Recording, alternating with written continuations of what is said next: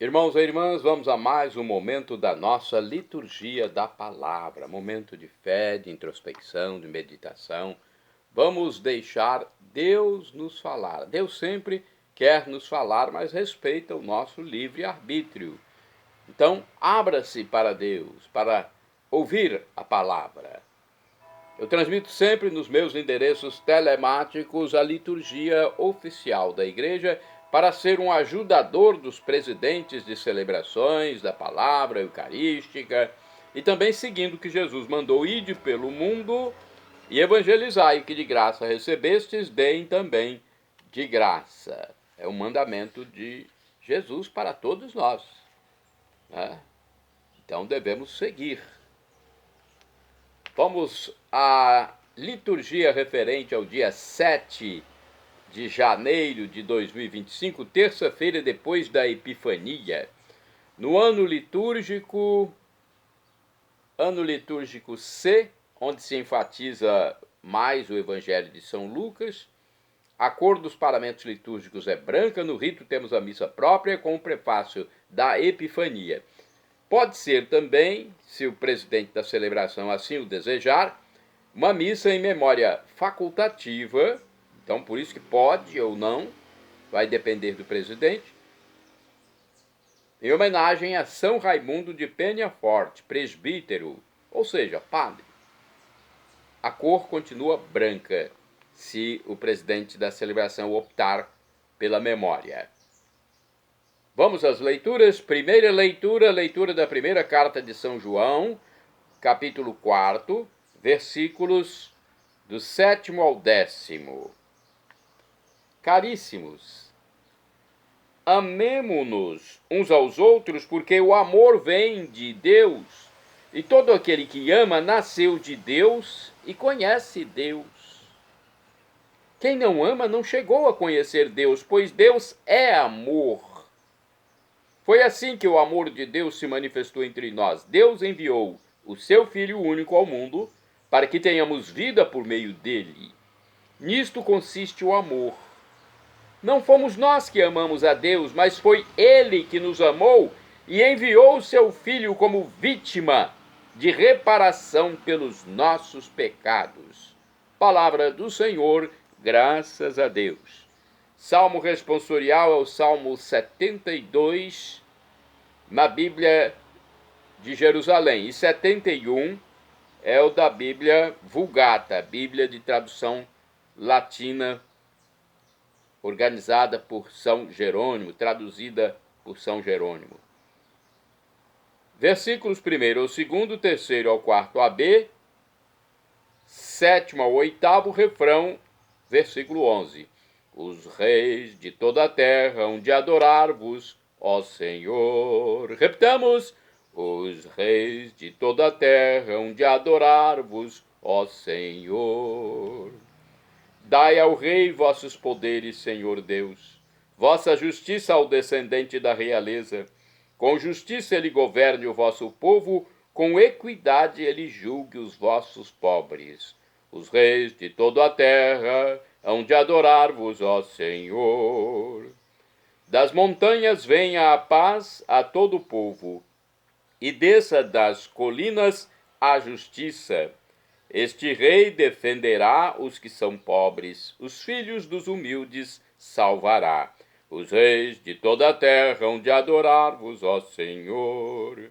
Nos seus dias a justiça florirá e grande paz, até que a lua perca o brilho. De mar a mar estenderá o seu domínio, e desde o rio até os confins de toda a terra. Os reis de toda a terra hão de adorar-vos, ó Senhor. Repitamos: os reis de toda a terra hão de adorar-vos, ó Senhor. Agora vamos aclamar o Santo Evangelho e depois proclamá-lo. O Evangelho de hoje, dia 7 de janeiro de 2025, terça-feira depois da Epifania, é o escrito por São Marcos, capítulo 6, versículos de 34 ao 44. Aleluia, aleluia, aleluia, aleluia.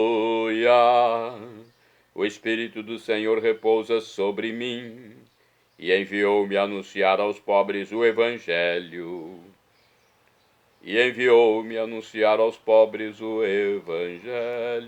Aleluia, aleluia, aleluia, aleluia. O Senhor esteja convosco, Ele está no meio de nós. Proclamação do Evangelho de Jesus Cristo segundo São Marcos. Glória a vós, Senhor.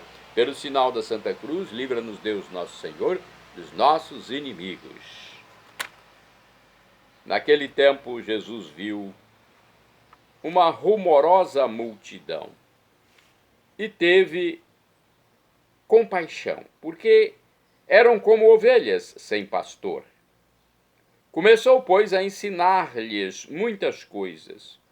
Quando estava ficando tarde, os discípulos chegaram perto de Jesus e disseram: Este lugar é deserto e já é tarde.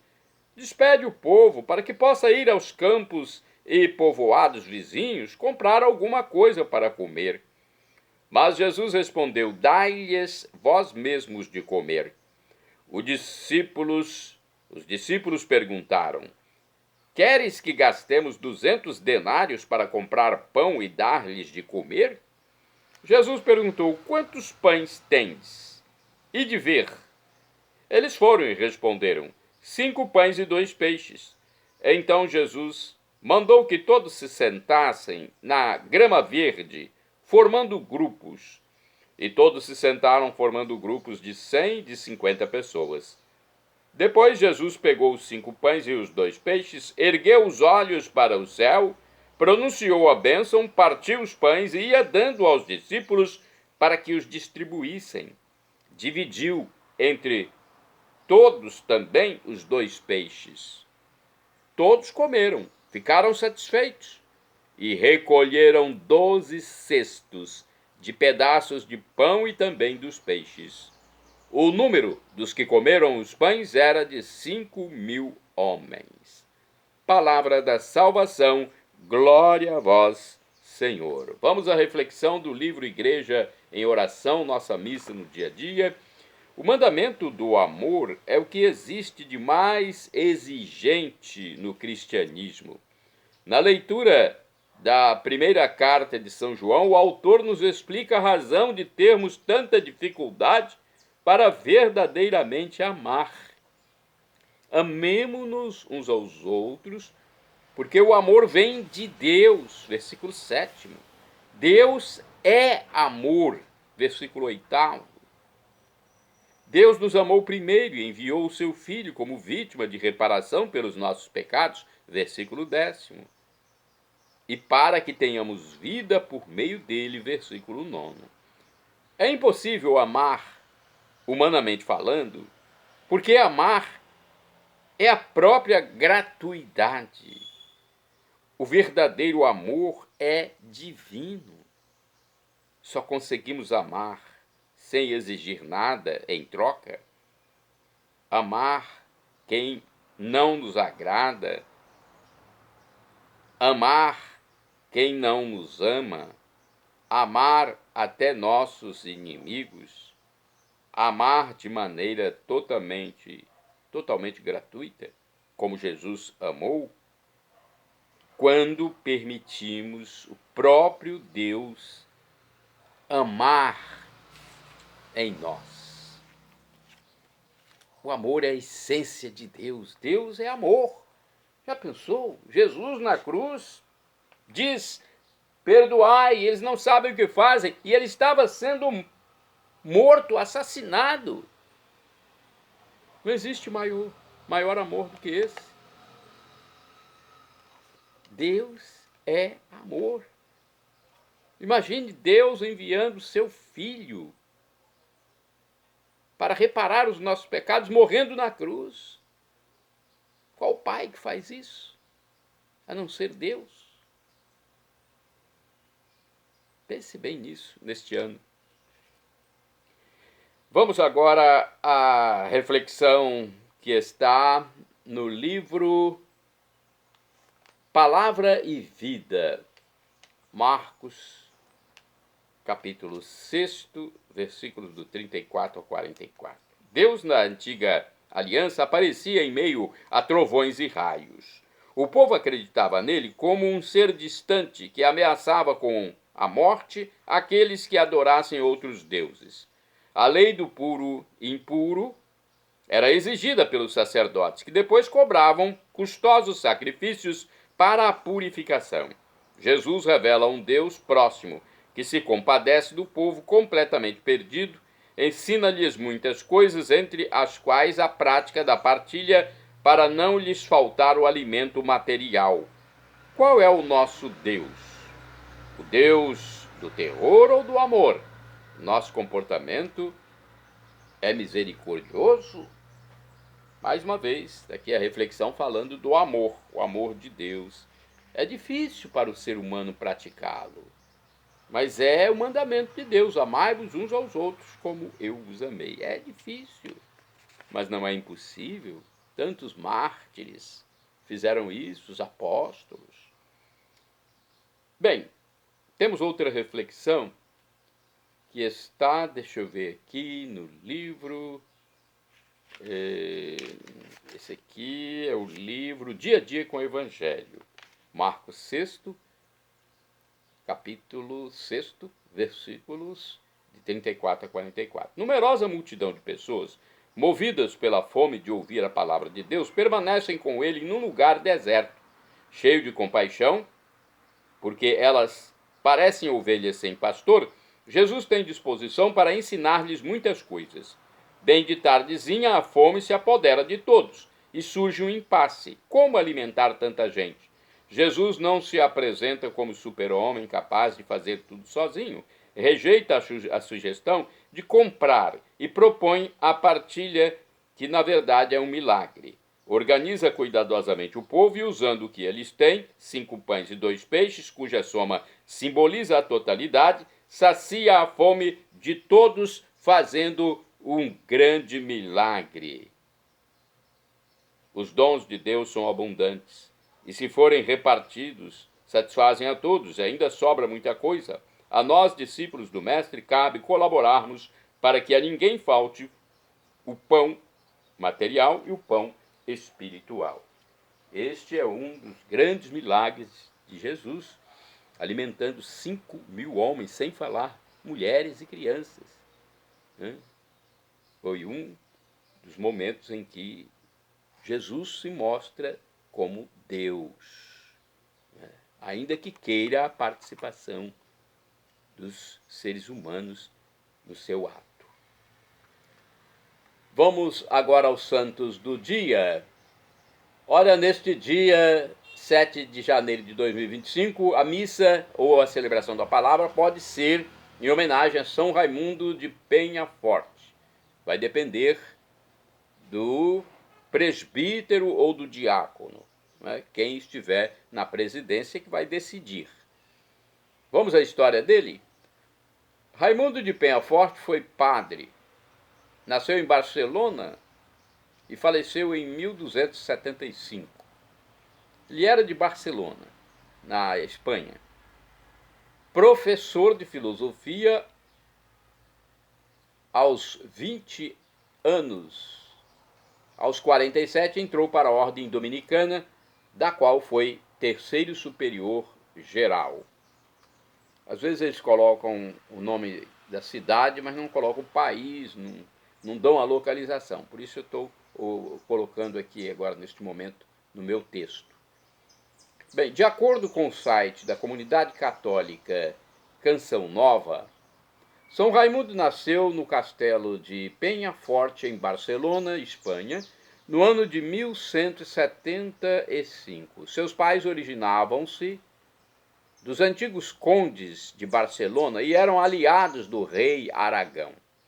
Desde cedo, muito dedicado aos estudos, ele se especializou em Bolonha, na Itália, na universidade, onde se tornou também um reconhecido mestre. Deixou aquela realidade que tanto amava para obedecer ao bispo de Barcelona, que o queria como cônego. Ele prestou esse serviço até discernir o seu chamado à vida religiosa. Foi quando entrou para a família dominicana e continuou em vários cargos de formação. Ele foi se instruindo, não é? Mas aberto à realidade e às necessidades da igreja, onde exerceu o papel de teólogo do cardeal bispo de Sabina. Também foi legado na região de Castela e Aragão, depois transferido para Roma, onde ocupou vários cargos. Peñafort não buscava, nem tinha em mente um projeto de ocupar este ou aquele serviço, mas foi fiel àquilo que davam a ele como trabalho para a edificação da igreja. Na Cúria Romana, quantos cargos ligados à teologia, direito canônico, foram-lhe entregues e ele exerceu. Olha, estava à disposição da igreja, isso é que é importante. Exerceu, então, muitos cargos. Um homem que era de prudência, de governo, uma pessoa aberta ao serviço na igreja. Seu último cargo foi de penitenciário-mor do sumo pontífice. Quiseram até escolhê-lo como arcebispo, mas, nesta altura, ele voltou para a Espanha. Quis viver em seu convento, em Barcelona, como um simples frade, mas os reis, o Papa e tantos outros sempre recorriam ao seu discernimento. São Raimundo escreveu a respeito da casuística. Enfim, pelos escritos e pelos ensinos, ele investia numa ação de mestres e missionários, pois tinha consciência de que precisava de missionários bem formados para a evangelização. Pois é, ele não fez nada sozinho, contou com a ajuda de São Tomás de Aquino, ajudou outros a discernir a vontade do Senhor, como São Pedro Nolasco, que estava discernindo a fundação de uma nova ordem consagrada a Nossa Senhora das Mercês, os mercedários. Olha que importante, hein? Que bonito isso. Essa ajuda a outros é tão importante na igreja, porque a igreja vai aumentando o seu serviço para a evangelização, como Jesus pediu, determinou: ide ao mundo e evangelizai, que de graça recebestes, deem também de graça. Olha, o São Raimundo Peñafort foi um homem humilde, que se fez servo, foi escolhido como superior geral dos dominicanos. Homem de pobreza, de obediência e pureza, homem de oração. São grandes virtudes, né? Foi um homem de pobreza, de obediência, pureza, homem de oração. Faleceu em Roma em 1275. Foram 100 anos consumidos pela obra do Senhor. 100 anos, gente. Que bom, né? Um século. À beira do seu túmulo realizaram-se vários milagres. Alguns foram descritos na bula de sua canonização em 1601 pelo Papa Clemente VIII. Que santo com uma belíssima história, hein? São Raimundo Peña-Forte. Vamos a outro santo do dia 7. São Luciano, padre e mártir. É santo de 7 de janeiro. Faleceu em 312, dedicou-se ao estudo das Escrituras e fundou a escola bíblica de Antioquia. Na perseguição de Maximino Daia, não temeu dar a vida em testemunho da verdadeira fé.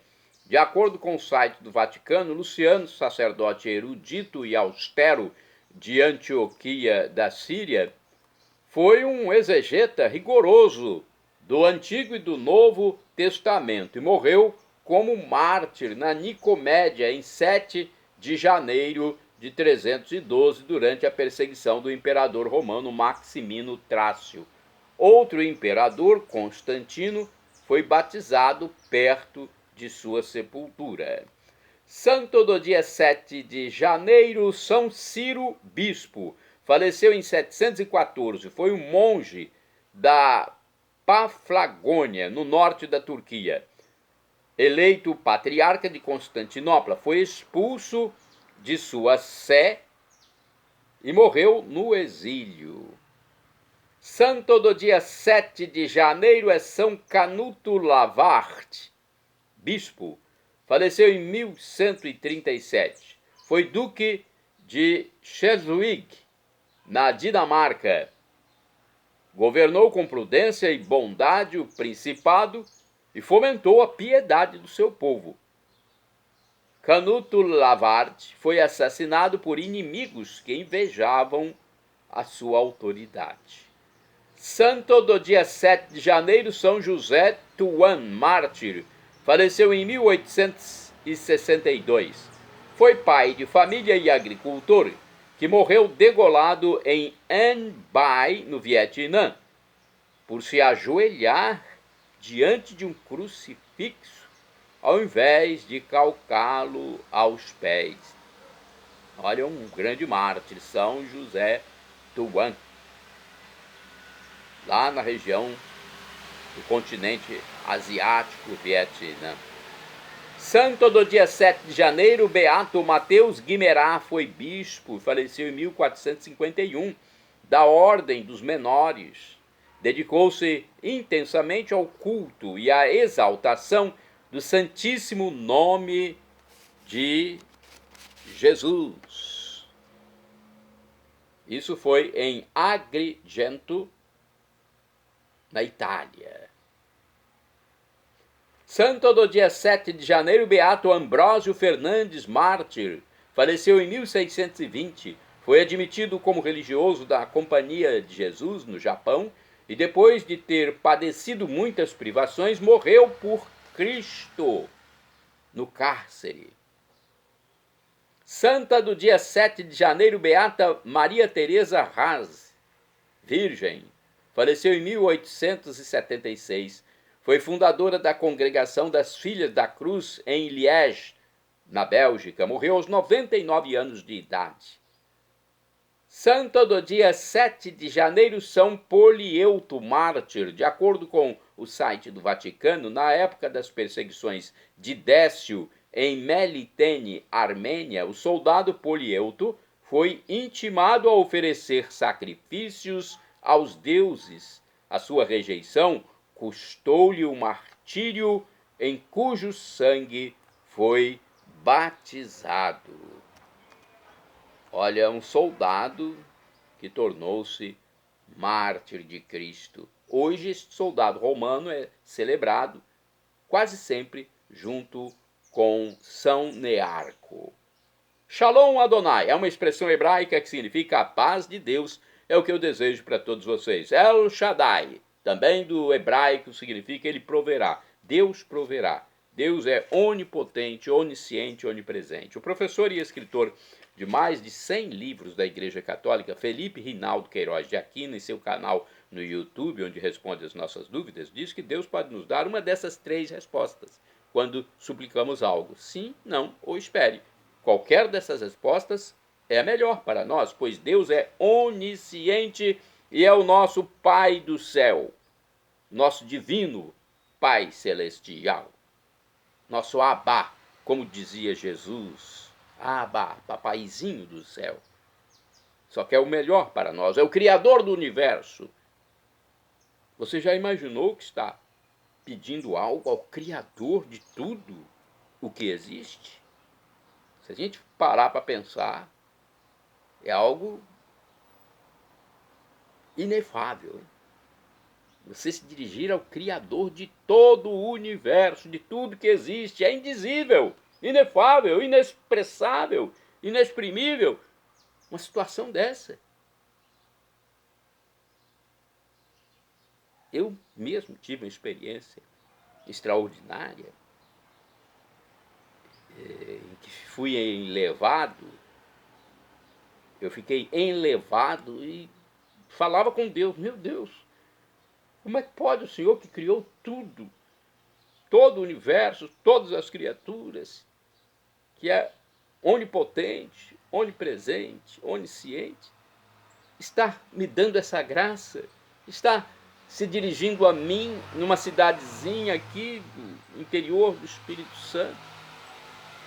Eu não entendia e ficava enlevado mesmo. Mas foi algo maravilhoso, não dá nem para expressar. Como eu já disse aqui, é inefável, é inexprimível. Quem tem uma relação extraordinária com Deus. Porque falando assim, sem introjetar a fé, é muito fácil, mas quando a gente coloca a fé em todo o ser, tanto carnal como espiritual, e começa a perceber que Deus nos responde, se relaciona conosco e ainda nos dá algo extraordinário, transcendental, você fica maravilhado, você fica como se estivesse nas nuvens. É maravilhoso, é uma palavra que eu posso dizer aqui, wonderful. Perdão, Senhor, pelos meus pecados passados, presentes, futuros, físicos e espirituais, pecados do pensamento, palavras, atos, omissões, e me dê a vida eterna. Um dia nós teremos corpos glorificados no juízo final, na volta de Jesus. Creia em Jesus como Deus, seja batizado e arrependa-se dos seus pecados, e nos encontraremos para viver eternamente com Deus.